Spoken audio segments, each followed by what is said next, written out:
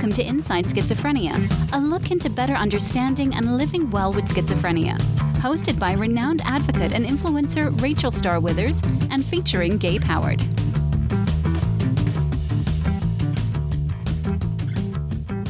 Listeners, could a change in your schizophrenia treatment plan make a difference? There are options out there you might not know about. Visit oncemonthly.difference.com to find out more about the benefits of once-monthly injections for adults with schizophrenia. Welcome to Inside Schizophrenia. I'm Rachel Starr-Withers here with my wonderful co-host, Gabe Howard. This episode, we are exploring schizophrenia in women. Next episode, we're going to focus on the men, but this whole episode is for the ladies. Often, we don't really consider gender dynamics in treatment or medication. And this is chronic across all health, not just schizophrenia. A lot of medications, etc., are only tested on men because of risk. They don't want to impact, a potential pregnancy, etc. And on one hand, this sounds good. We're protecting pregnancy. But on the other hand, this means there's whole drugs that have made it to market that may not have ever been tested with women. So I think that it's exciting to consider how schizophrenia impacts the genders differently. Obviously, we want to state unequivocally that if you meet two people with schizophrenia, you've met two people with schizophrenia. There tends to be this idea that all people with schizophrenia are exactly alike. And we hope that this show has done a lot to dispel that misinformation. Just like if I meet two guys named Gabe, they're probably both different. Probably. Repeatedly, you hear the difference between men and women with schizophrenia. The biggest thing is the age of onset. Women are said to develop it later than men. On average, they say 4 to 6 years later than a man would be diagnosed. Let's go with be diagnosed with schizophrenia. And that's one of the things they've noticed repeatedly in research across the years is that women get schizophrenia in life later. Sometimes, late 20s, they'll even say. It's interesting because, as you said, it's diagnosed with. We know from research that people are born with schizophrenia. So the question becomes, and we don't know the answer to this because research is ongoing, do men and women become symptomatic at the same time, but men get the diagnosis faster? Or do women not develop the symptoms of schizophrenia until later? And it's difficult to discover that. And some of it is social engineering. If a woman is behaving erratically, well, of course, she's a woman. And this is the kind of thinking that we have to prevent and get over to make sure that everybody gets the best care. But it's, on one hand, it's interesting to think about when we're diagnosing people and how we're diagnosing people. But on the other hand, it's kind of sad. If men and women are showing symptoms at the exact same age, but it takes women an extra 4 to 6 years to be diagnosed, that's also scary. Yes. And they do say, however, that it's less detectable in women, which I could totally see because I grew up having hallucinations, but I didn't even realize myself that that was weird until my late teens. Then I stopped talking about it. So I didn't get a diagnosis either until my 20s. So I could easily see, women tend to be more social. They tend to be more active than men who have schizophrenia. So it could probably fly under the radar much longer. It's interesting how you put that, Rachel. You said that as soon as you noticed that you were having these hallucinations and issues, you hid them, but you remained social. You remained engaged in talking to the people around you. Whereas men, when they notice them, they tend to retreat. It's that retreating that I think makes people realize that perhaps something is wrong. Why is this person staying in their room? Why does this person not have a job? Why is this person talking to themselves? Whereas because you remained social, people don't say, well, hey, we like it when Rachel comes over. Rachel is funny. Rachel is nice. She must be hearing voices in her head and experiencing psychosis and hallucinations and all of the other symptoms of schizophrenia. I can see how it could mask it, especially to our friends and family who are not trained psychologists or psychiatrists. Mm-hmm. And the flip side of that coin is families that schizophrenia tends to run in, there actually is no difference in the onset of age between men and women. So like brothers, sisters, and that's because, if grandma had it, if mom has it, if, so-and-so cousin has it, you tend to be looking for those symptoms and recognize them earlier. Whether it's a boy or girl growing up, you tend to notice that. they have acknowledged that if the family and friends are aware that there could be a potential problem on the horizon, they are noticing it much, much sooner. There's also a study out of India that has found no difference in the average age of onset between men and women. And I think that really does speak to the social dynamics between cultures. Because if people in India are all having the onset of schizophrenia at the same time, it would really be unusual to think that there's some sort of genetic difference between Americans and Indians. It sort of speaks to this being a social construct. And again, research is ongoing. We're not 100% sure of any of these things. In a lot of countries, having a mental disorder is looked down upon even more so than I would say the Western world. They don't have statistics on those kinds of things because unfortunately it will go, no one is diagnosed until much later in life where they can't function at all. So it is interesting when you look like, how people grow up, what's expected of men and women. I do think women can fly under the radar longer sometimes just because a guy at 18, he needs to get out. He needs to get a job. He needs to, and yeah, I feel like, especially like my family, they're going to be a little softer on the girl in the family than the boy. So I can't easily see like that flying under the radar. To your point, Rachel, when we talk about the social differences between men and women, of which there's a lot, I really think of people who have battled schizophrenia for a long time. And when I work with those people, they say, hey, look, I haven't had a job in 5 years. And all of the men very much want to know what to do about their resume. They've got a 5-year gap, a 5-year gap, a 5-year gap.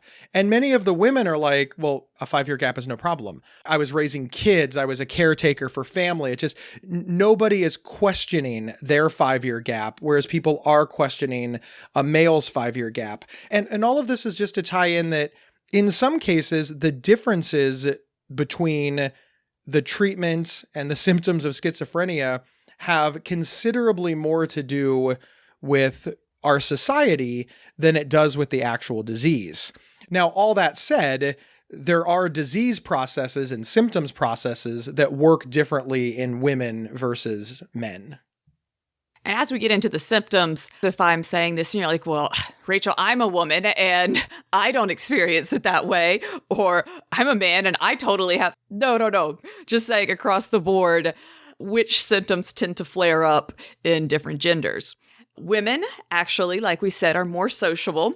So different things like the flat affect, pretty much where you don't experience emotion, you have a very dull expression, is not seen as often in women. Women tend to even have more emotions.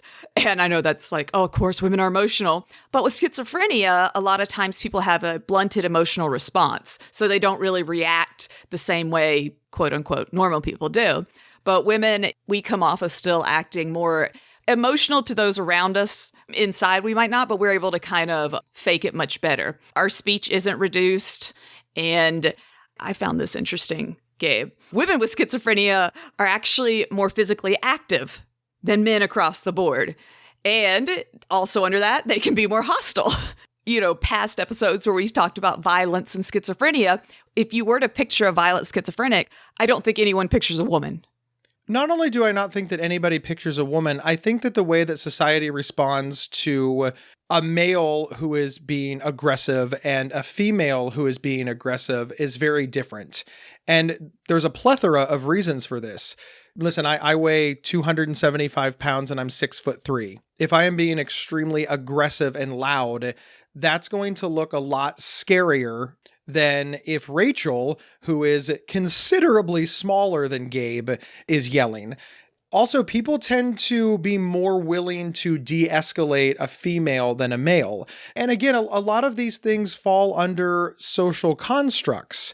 And our whole society is set up this way, right? It's not just in schizophrenia where this is important. We see this in policing. We see this in jobs. We see this in, I could never scream at a server in public, but, there's a whole internet trend of calling women who scream at servers Karen. And everybody thinks that that's funny. But sincerely, the humor comes from somebody yelling at somebody in public. And because that person's a woman, it's considered funny. You could never change the Karen memes to John. Well, John just stands up and starts screaming at a server. People think that's not funny. No. That's like, everyone turns around and is like, we're about to call the police, thinking he's going to start swinging. The perception is very, very different. And because schizophrenia is an illness that is based on self-reporting, based on observation, based on behavioral patterns, so obviously society's perception of what they're observing is going to determine the diagnosis that you receive. And to that end, because of the different ways that we perceive the genders, women are often misdiagnosed with schizophrenia more often than men are. When it comes to self-reporting, I feel that men and women would probably also report different symptoms more often. I don't think I ever went and was reporting, I just don't want to go out with my friends. Oh, I just want to stay inside. I talked about depression, and that was the initial diagnosis I got repeatedly, was just that I had depression. And I was too scared to even bring up hallucinations and delusions. You get used to just, oh, okay, you're just overreacting. Oh, you're just overthinking. So that never occurred to me. Certain things I was having was a delusion. It was just, oh yeah, I'm overthinking things. So I think across the board, it's easy to see that women would be diagnosed with different things. I do wonder if doctors are quicker to label men as schizophrenic than women. It's important to point out how difficult it is to research and study this when we exist in a culture that isn't actively discussing it. Mm-hmm. And as we've been talking about this whole show, culture and society impacts our outlook. So when a male is looking at a female patient, some of those biases are bound to creep in.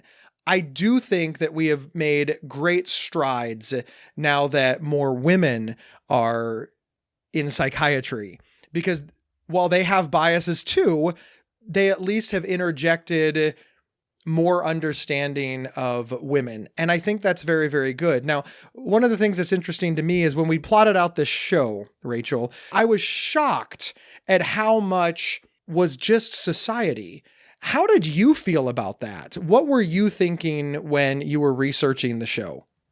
It made me look back on my own life and kind of think, how had I self-reported, certain things, and then the way they were responded to.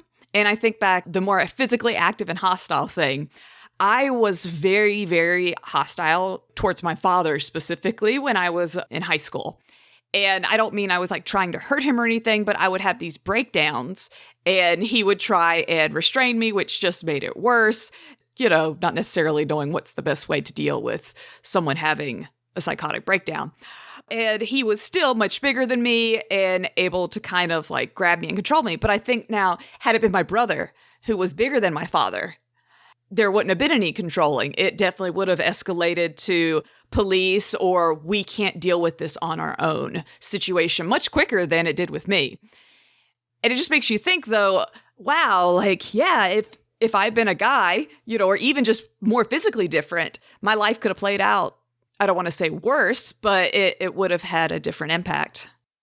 Rachel, while this is an awkward question, do you think that a female menstrual cycle has anything to do with schizophrenia, and why or why not? Oh, I think it absolutely does. I've long thought that menstrual cycles and the women type stuff definitely affects my schizophrenia. It frustrates me to no end that at least once a month, I know for 3 days, my schizophrenia is going to get a lot worse. I'm going to lose touch with reality. I'm going to kind of get more spacey. I have to really be very careful. I get more delusional. I know my hallucinations get worse. I pretty much have to anticipate these days are coming. And during these days, I need to live in my room as much as possible to avoid potential issues. And it's right before my period. And this has happened over and over. And I've brought it up to multiple doctors. And it's not like you can just, up your medication for 3 days. It doesn't work that way. They'll just be like, well, make sure you track it and do your best. And there's never really been a way to deal with this. And it's been frustrating because talking to other women with schizophrenia and mental disorders, they agree that the exact same thing will happen to them. And yet no one really has an answer for us. And to put it another way, half of the schizophrenia population is having this issue. or has had this issue at some point, and there doesn't seem to be a big push to do anything about it or resolve it or to come up with a plan other than hunker down, this is just part of womanhood. I imagine that it is extraordinarily problematic because 3 days out of every month, that's 10% of your life between the ages of 16 and 45 on average. That's a lot of time. Yeah. And I'm not saying that's 3 days for all women with schizophrenia. It's just me. I know there's going to be 3 bad days. And it's not just, okay, women saying, hey, I think this is happening. No, it's been observed that schizophrenia symptoms in women get much more severe during the low estrogen phase of their menstrual cycle that women go through once a month if they're in those certain ages. That, yeah, it's been observed. The symptoms are much more severe. Like, okay, we're not going to deal with this, though. And I'm not trying to put down anything, but I'd say most of the times that I've been lucky enough to get to speak with researchers and that side of mental health, people who are like the scientists, it does tend to be predominantly men. I could see this not being on their radar as much, just kind of like, yeah, if 90% of the guys are researchers and it doesn't even occur to them to look into that. Rachel, along those same lines, you've been a schizophrenia advocate for well over a decade, advocating for others. But of course, you've had to advocate for yourself, really probably since the beginning. What advice do you have for women who are experiencing this so that they can advocate for themselves and have a chance to be heard? I've said this so many times about so many different things on this podcast, but track your symptoms. Be able to actually prove, and this sounds bad, but prove. I'll have like my little app. It's a menstrual app that tracks menstruation, all that, but it lets me put down symptoms. So you can actually like hand it to the doctor and be like, no, look, see this week right here? See this? Again, I've never gotten a good answer on how to deal with this particular situation, but it has helped to be able to be like, look, no, I can see that these are the main 3 days.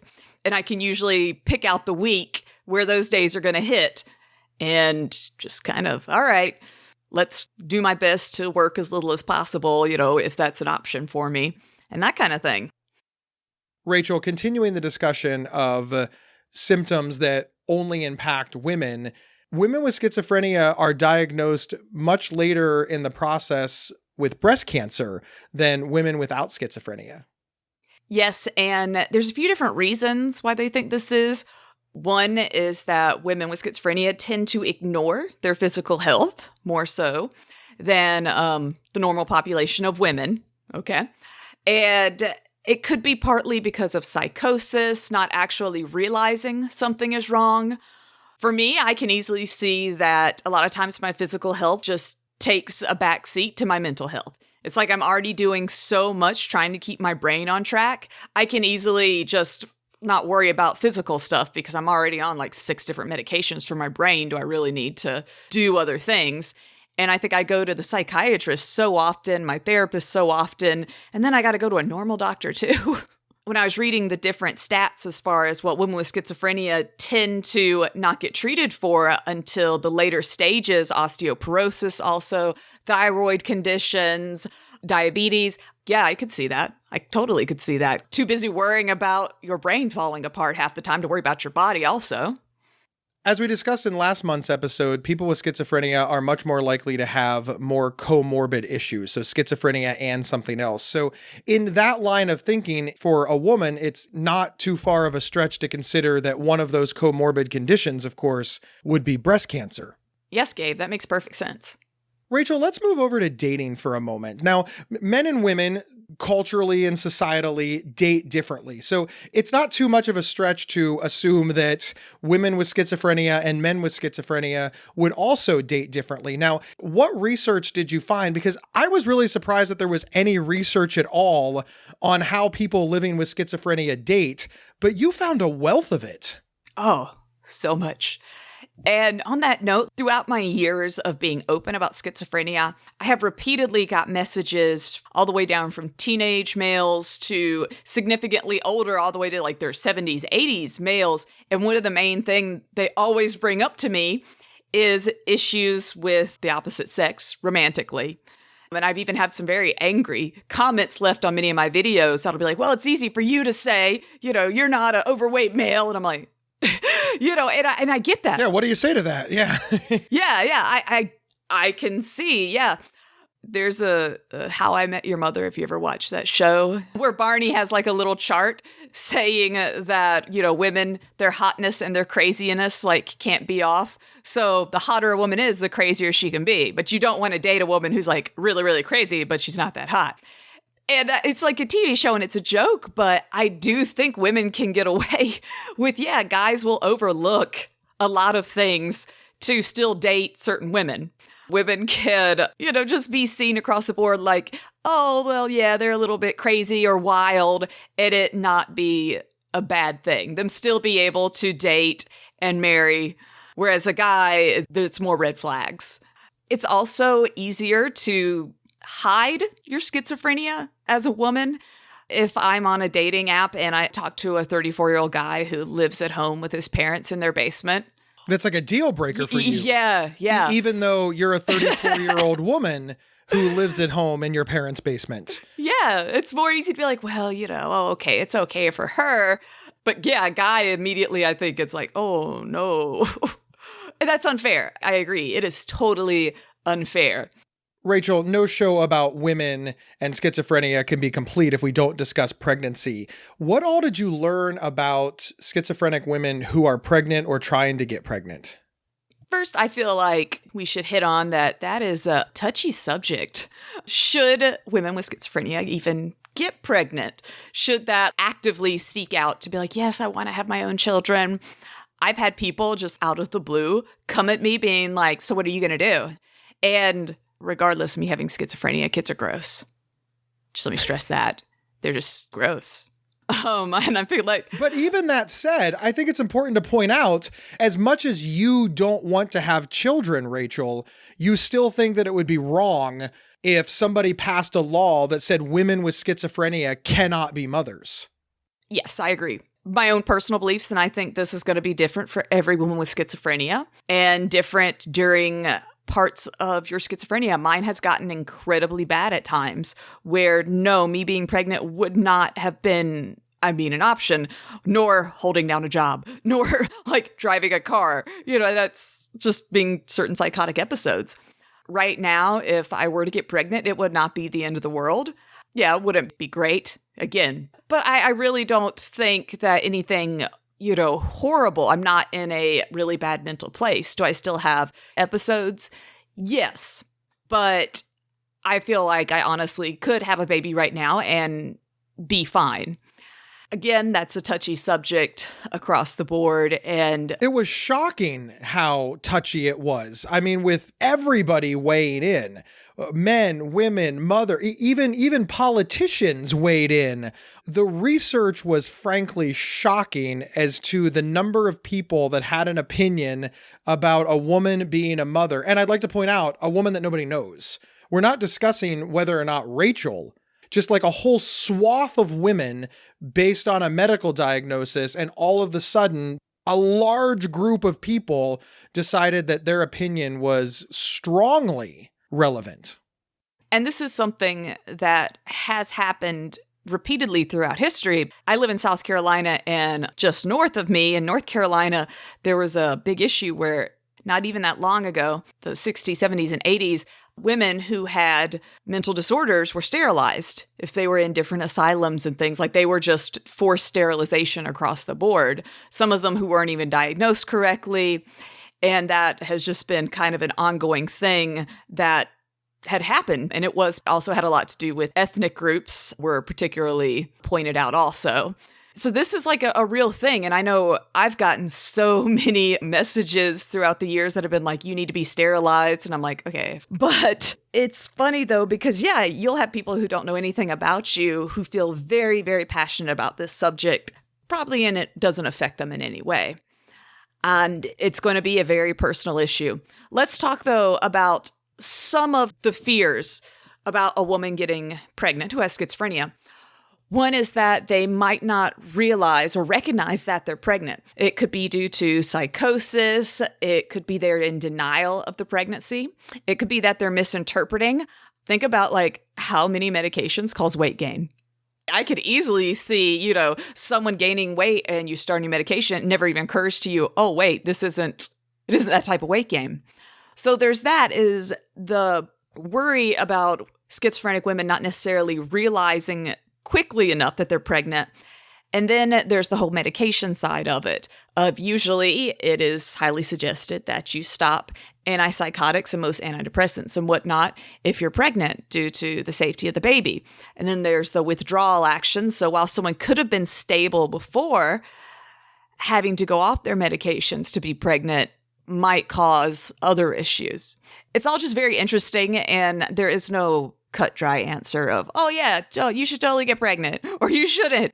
I do think it's a personal decision and a situation that's going to be, different for every single human going through pregnancy. We'll be right back after this message from our sponsor. It can sometimes feel like another schizophrenia episode is just around the corner. In fact, a study found that patients had an average of 9 episodes in less than 6 years. However, there's a treatment plan option that can help delay another episode, a once-monthly injection for adults with schizophrenia. If delaying another episode sounds like it could make a difference for you or your loved one, learn more about treating schizophrenia with once-monthly injections at oncemonthly.difference.com. That's oncemonthly.difference.com. We're back discussing how schizophrenia affects women. Obviously, when we're talking about pregnancy, Rachel, we have to talk about motherhood. So now you're a woman with schizophrenia and you have children. There was a plethora of research on that. It was compelling. Yes. And when we're dealing with mental disorders, you have homelessness, you have a lot of, I don't want to say sad stories, but you have a lot of sad stories that are also factored in. You have a lot of sad stories dealing with rape and things like that. 1/3 of women with schizophrenia lose custody of their children. And whether the children are going to other family members, ex-partners, the foster care system, and the others, women with schizophrenia who have children, very few maintain sole custody. And that goes back to fear that they're unable to care for a child correctly, that they might not recognize problems, especially in infancy, what the baby might need, what the baby is going through. The mother might interpret it wrong. And again, all of this is a touchy subject because every situation is going to be different. And I can't even imagine being in a situation like that. I said a few minutes ago, I feel like if I got pregnant, that, for the most part, I would be fine. And I still stand by that, but I would need a lot of help. Hopefully there would be a partner, but if there wasn't, then with my parents, because my parents already have to step in with me a lot of times. And I feel like I would even need more to make sure I personally was seeing reality the correct way if there was another life in my hands. One of the interesting things that I saw when I was reading this research is this idea that mothers with schizophrenia, they don't have a lot of leeway. One of the things that you just said is that you would need a lot of help. I would really defy you to find a mother on this planet that doesn't need a lot of help.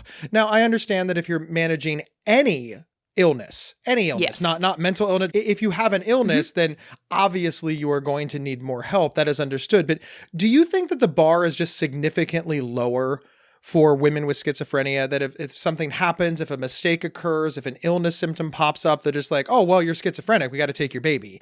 Whereas with other mothers, it's like, oh, well, you just made a mistake. Mistakes are part of parenting. Everybody does. Do you think that that is a factor in some of these stats?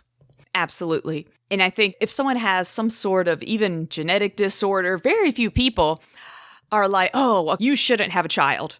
You shouldn't be over, another person's welfare.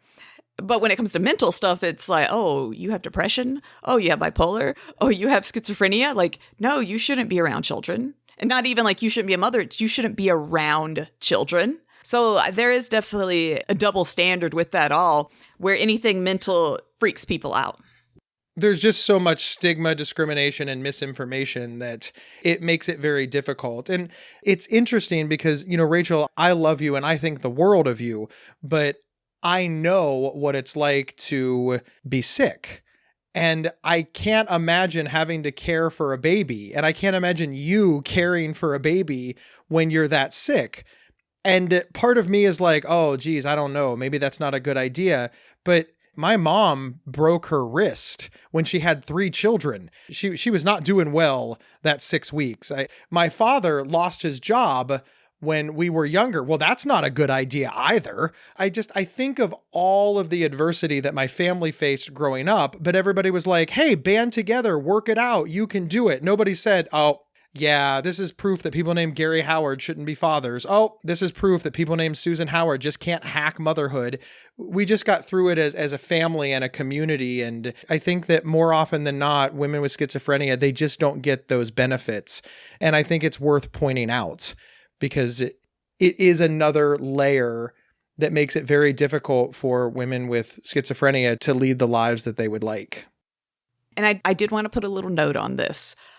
Over and over, I could find so much info about women having children as far as with schizophrenia, like pros, cons, mostly cons, and just lots of people with opinions. And yet next to nothing about men with schizophrenia being fathers. Nothing. Really, there was nothing. I don't know, just interesting, like how society, we view people with mental disorders having families. Like it was just kind of like women, obviously, yeah, they're going to deal with this, but not men. That is incredible. And obviously something that we'll discuss more next month on men with schizophrenia. Mm-hmm. Rachel, shifting gears from motherhood, we have to talk about the aging process. What's the difference between men and women with schizophrenia as we get older? This is fascinating. We talked about earlier, age of onset, that women tend to get schizophrenia later. Another thing, though, is that women can have a second peak of schizophrenia, is what they call it.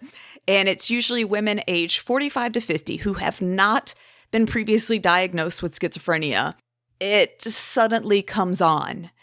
And it has to do with premenopausal stage hitting. And they think because the estrogen drops, there's something about estrogen that keeps schizophrenia more in control.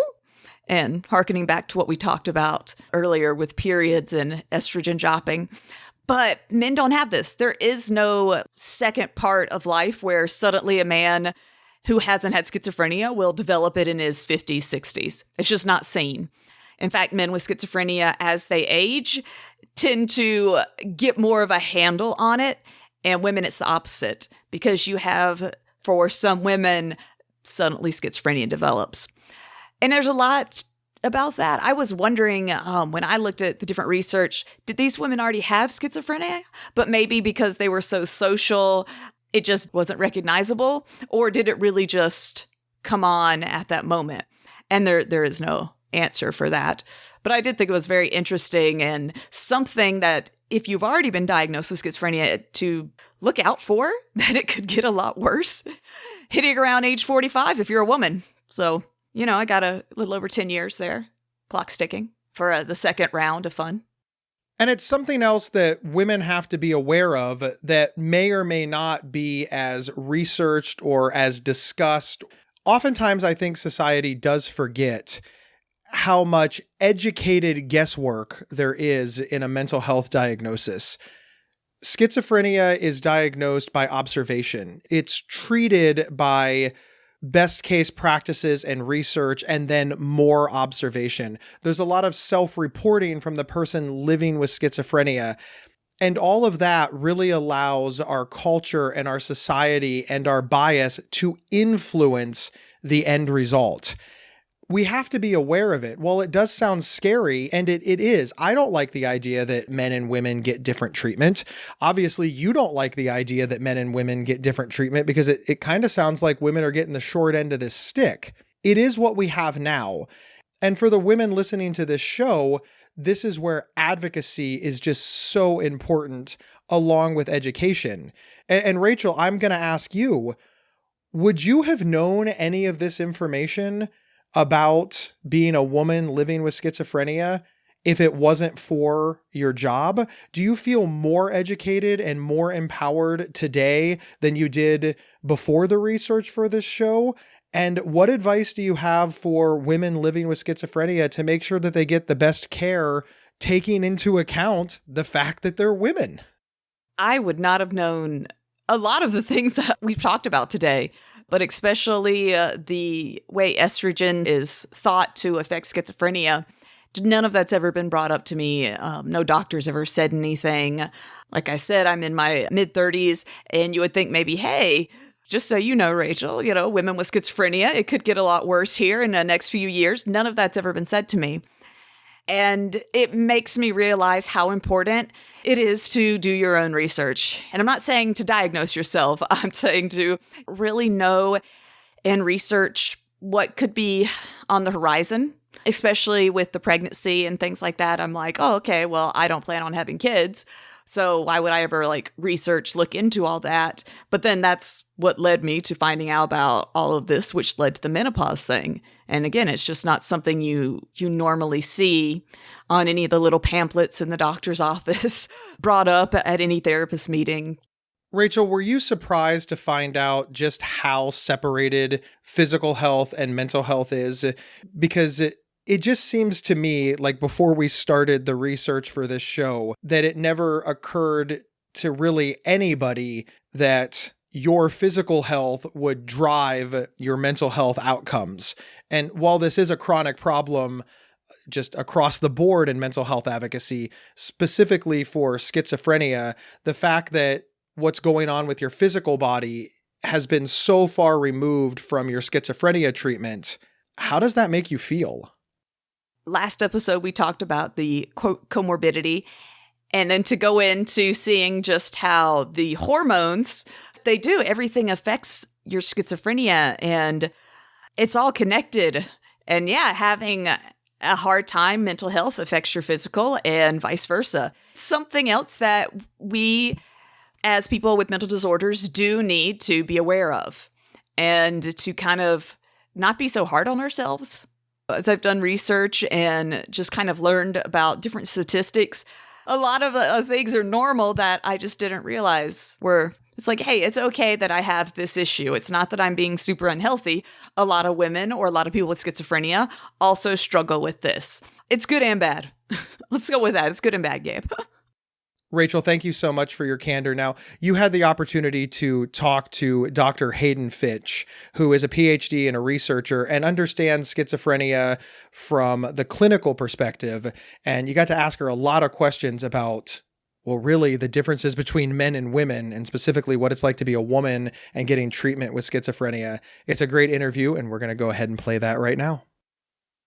Our guest today is Dr. Hayden Finch, a psychologist from Iowa. Thank you so much for being with us today. I'm so happy to be here. Thank you for the opportunity. Our episode today, we're focusing on women who have schizophrenia specifically. As a psychologist, what issues have you seen that women with schizophrenia tend to seek help with? Well, women, interestingly, tend to have more emotional symptoms with their schizophrenia than men do. So often they're coming to treatment for things like relieving anxiety and depression. See that more in women than in men. And then they also have, a lot of trauma. They tend to be victimized quite a lot in their lives. And so that's often a focus of treatment. And then lots of things related to family planning and relationships. Women with schizophrenia across the board tend to be more social than men who have schizophrenia. Why do you think that is? So symptoms of schizophrenia are divided into positive symptoms and negative symptoms. And positive symptoms don't mean good. They just mean that something is there that shouldn't be there. So for example, hallucinations or delusions. Whereas negative symptoms are things that aren't there that should be. A lack of motivation or lack of facial expressions. So men tend to have more negative symptoms than women do. So they have a lack of social drive and a lack of social interest, whereas women don't tend to have those symptoms as much. But also women, their onset of the illness tends to be a few years later than men. So they have a bit more opportunity to develop their personality and their social skills in their 20s, and that will protect their social skills through the rest of their lives. Talking about the positive symptoms you just brought up, do women tend to have a different type of hallucination than men experience? Not necessarily. We see the same types of hallucinations and delusions. Sometimes with women, the content will be a little bit different, and they will focus on their children a little bit more or safety a little bit more. But often they're very similar in type, though just the content can vary a little bit. What are the biggest challenges for a woman with schizophrenia who is pregnant? I think the most obvious one has to do with medication. So a lot of women with or without schizophrenia will stop taking most medications while they're pregnant, just to err on the side of safety. And so when it comes to a woman with schizophrenia who gets pregnant, a lot of them will discontinue their medications for the same concerns about potential effects on the fetus. And sometimes those concerns are coming from the woman herself, sometimes from her family, sometimes even from her doctor. But stopping medications during pregnancy for a woman with schizophrenia increases the risk for relapse. So I think about 65% of women with schizophrenia who don't stay on their medication during pregnancy will relapse during a pregnancy. So then they have more problems with their mental health during pregnancy. So most women who don't have schizophrenia don't report major changes in their mental health during pregnancy, but women with schizophrenia do, in part, again, because of that medication thing. But then psychosis during pregnancy can affect seeking prenatal care, not recognizing signs of labor or problems during the pregnancy. They might not even recognize that they're pregnant. So there can be lots of negative consequences on the pregnancy and on the fetus when psychosis develops. So I am a woman with schizophrenia. Right. Let's say that I found out that I'm pregnant. What would you suggest being my next steps? It's a situation where you need to talk to your doctor, especially the psychiatrist, about what medications are safest during pregnancy. We do have some information about medications, antipsychotics even, that are relatively safe during pregnancy, but it's a balance between protecting yourself and your mental health and the secondary effect that has on the baby. It's a really difficult balance. It's an individual decision, and it really depends on the particular woman, her health, her history, her symptoms, and all of that. But it's a very difficult decision to make with respect to medications. What are the biggest challenges when it comes to being a mother with schizophrenia? All moms are overwhelmed, right? So you have that regular level of being overwhelmed with responsibilities, but then on top of that, you're trying to manage your own mental health. So you're trying to get organized with postnatal checkups and pediatrician appointments, plus your own medical appointments and mental health appointments. They often don't have as much support as women without schizophrenia. So there aren't as many family members to lean on for emergency childcare. They don't have those extra hands when they just need a break. They also symptomatically can have more difficulty reading the cues that the baby is giving them. So they might misinterpret what the baby is needing or wanting, and that can interfere with the relationship that they develop with the baby. And a lot of women with schizophrenia during that postpartum phase will have a pretty significant exacerbation in symptoms. And a lot of women are at risk for postpartum depression. But women with schizophrenia, especially those women who weren't taking their medication during pregnancy, are at especially high risk. And that can increase the need for hospitalization.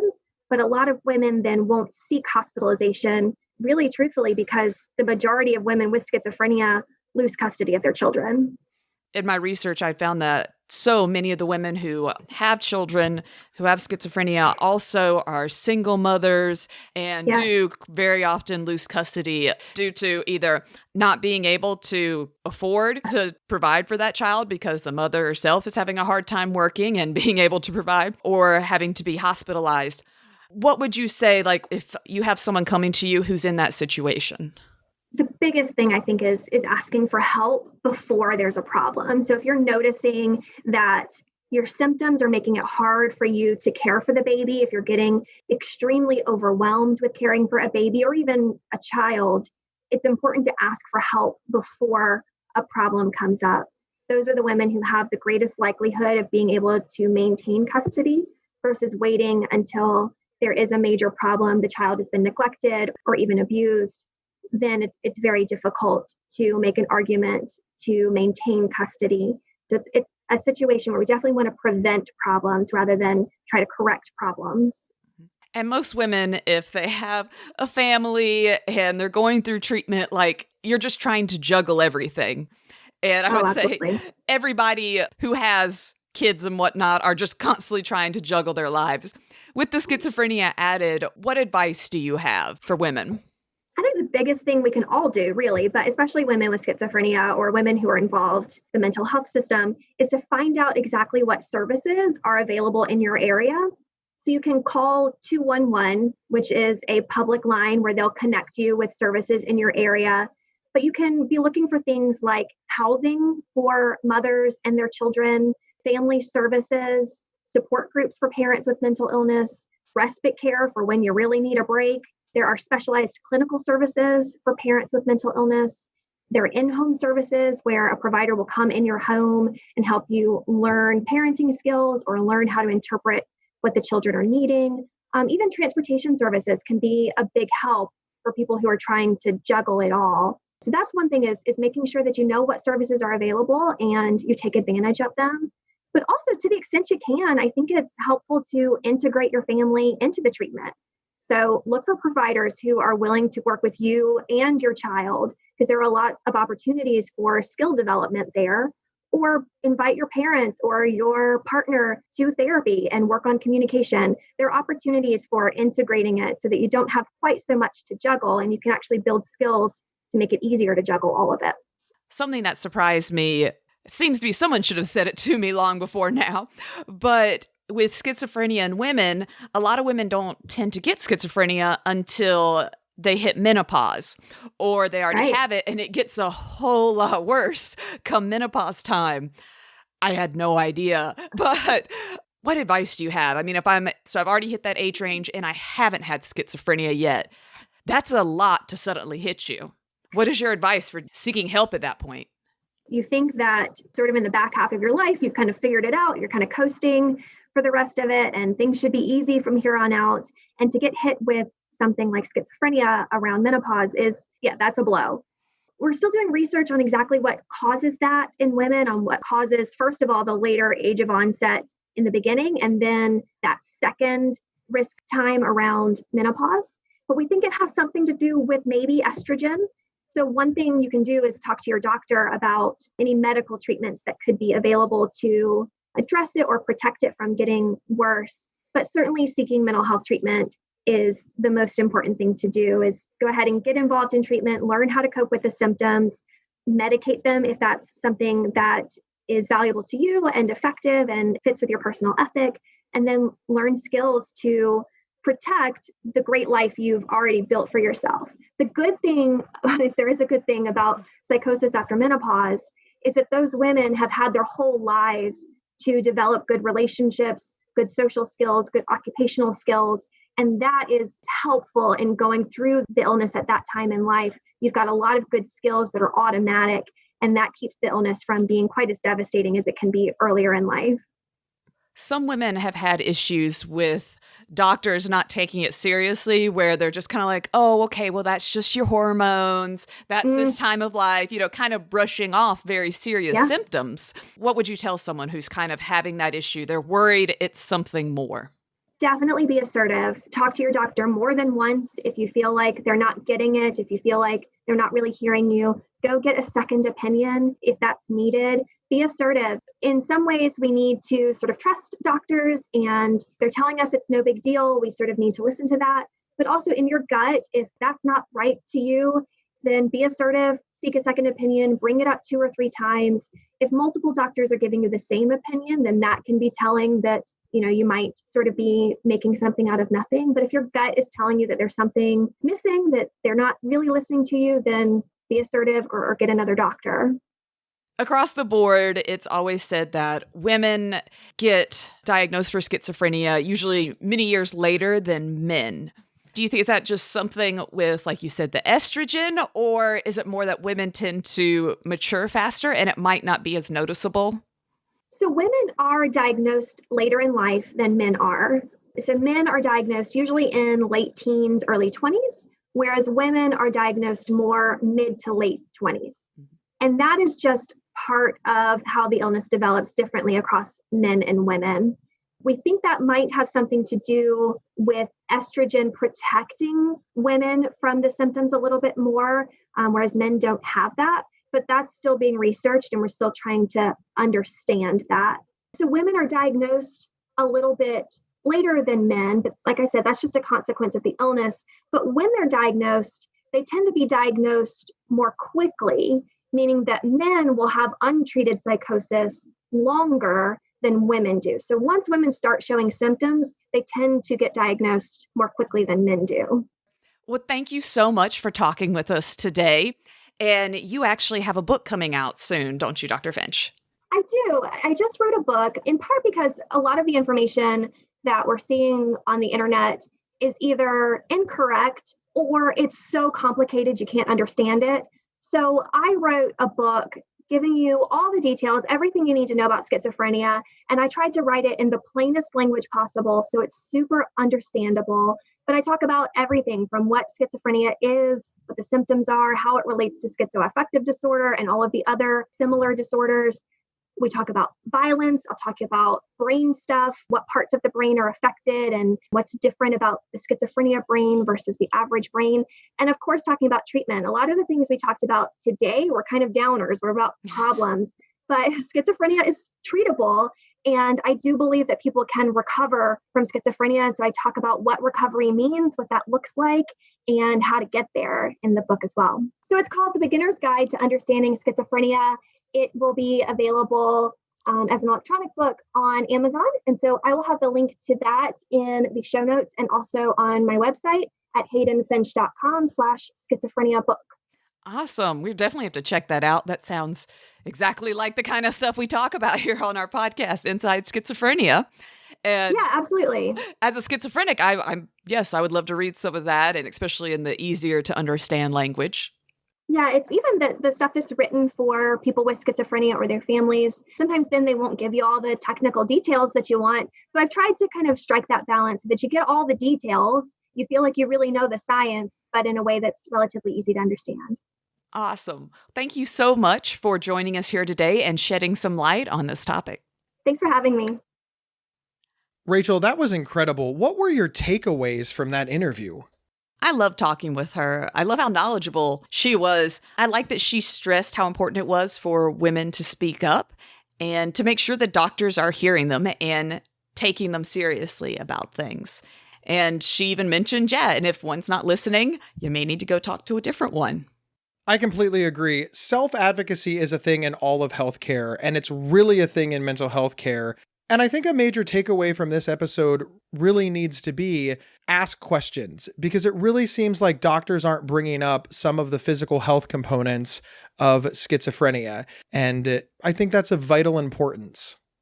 And seriously, ladies, take this to heart. Talk to your psychiatrist.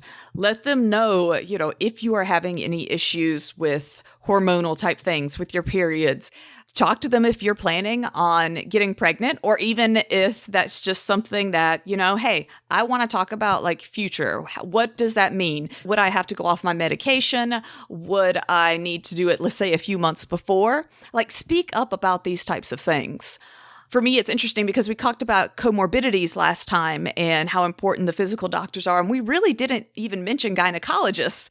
But yes, gynecologists are a major part of women's health and making sure that psychiatrists and our gynecologists are on the same page. Next time, we're going to be exploring how schizophrenia affects men. So we're going to be hitting on how symptoms affect men differently and also testosterone. So that will be happening, and we will have Dr. Hayden Finch returning to talk to us more about the clinical side of the gentlemen's. So join us next month on Inside Schizophrenia. I'm your host, Rachel Starr Withers, here with Gabe Howard, and you've been listening to a Psych Central podcast. Please like, share, subscribe with all of your friends, family, loved ones, the women in your life with schizophrenia. Thank you so much. And we will see you next month. Inside Schizophrenia is presented by PsychCentral.com, America's largest and longest operating independent mental health website. Your host, Rachel Starr Withers, can be found online at rachelstarlive.com. Co-host Gabe Howard can be found online at gabehoward.com. For questions or to provide feedback, please email talkback@psychcentral.com. The official website for Inside Schizophrenia is psychcentral.com/is. Thank you for listening, and please share widely.